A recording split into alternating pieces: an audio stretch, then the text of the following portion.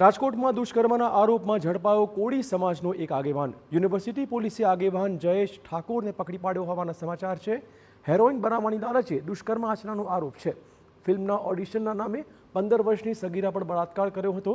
પ્રાથમિક તપાસમાં 15 વખત દુષ્કર્મ આચર્યું હોવાનો ખુલાસો થયો છે।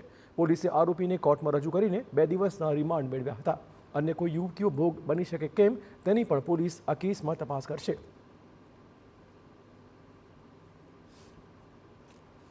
આ જયેશ હંસરાજ ઠાકોરે એક 15 વર્ષની છોકરી સાથે છેલ્લા 2 વર્ષની અંદર 15 થી 17 વખત દુષ્કર્મ આચર્યું છે।